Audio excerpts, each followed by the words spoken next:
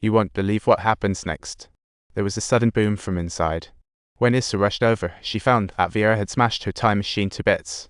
Not only that, but she also shattered her own youth. Clearly, this day was going to go differently.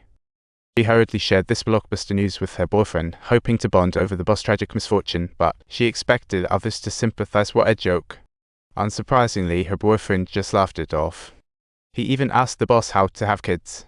The next day at work, Issa volunteered to fix their broken time machine. She wanted to surprise her boss, but to her dismay, when Vera saw the unfixable time machine, her expression was anything but joy. Instead, it sparked a string of sharp remarks. You don't have to be the butt of the joke.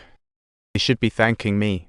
I just want to do my job well, Issa retorted fiercely. Unless she says to leave, I'm sticking around to care for you. Especially since I enjoy your company, because I need the money. This was Issa's first act of rebellion, but after that, Vera began to see Issa in a new light. She wanted to uncover all of this girl's secrets. So that night, she invited Issa to watch him. The movie was super exciting, but Vera's gaze kept drifting to Issa until the credits rolled. Issa was still immersed in the movie, smiling as she asked, "Did you like this movie?" "I love it." At that moment, Vera couldn't help but grin. Who would have thought Issa shared her taste? And that's when their relationship began to change quietly. Vera asked, "Why did you choose this classic?" Turns out her dream was to become a fashion designer, but due to her humble background, she had to put it on hold. You have to let your dreams shine in your life. Issa knew that Vera, who grew up in luxury, couldn't understand the frustration of giving up dreams just to survive, so she reluctantly brushed it off. Issa wasn't cautious anymore, and Vera finally showed a long-lost smile. This didn't go unnoticed by Vera's mother. Perhaps this girl could truly save her son's fate. The doctor said Issa was the first to make the boss smile, yet she didn't know his health was poor. As it got colder, Vera caught a cold again, so Issa stayed that night to care for her ill boss. In her spare time, she browsed through videos of her boss' past glories when she was brimming with energy. She was in every sport until a sudden motorcycle incident brutally cut her off from it all. Now pain in her heart. "Don't freak me out, just follow me, listen to me." So Issa sang the childhood lullaby her mother used to sing to her. "Follow me, I'll follow you." Her pitchy singing made Vera burst into laughter. At night, they shared many joys and embarrassing stories. Issa recounted how her mother bought her a big yellow pair of pants she couldn't bear to take off as a kid. Too bad she couldn't find them anymore, but little did Issa know Vera had secretly stored every word in her heart. At this moment, their hearts gradually drew closer. The next morning, bathed in warm sunlight, Issa fixed Vera's beard. She gently glided the razor over Vera's chin, and with the last strand gone, Vera's formerly sulky face began to glow. Issa gazed in fascination, thinking life would continue simply, but then a letter from Switzerland arrived and shattered that peace. Vera still couldn't shake the thought of leaving, while Issa fell into inexplicable pain. She sought out her sister again, pouring out her thoughts.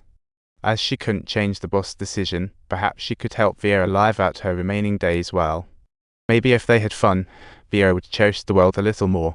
Thus, a quirky idea popped into her mind.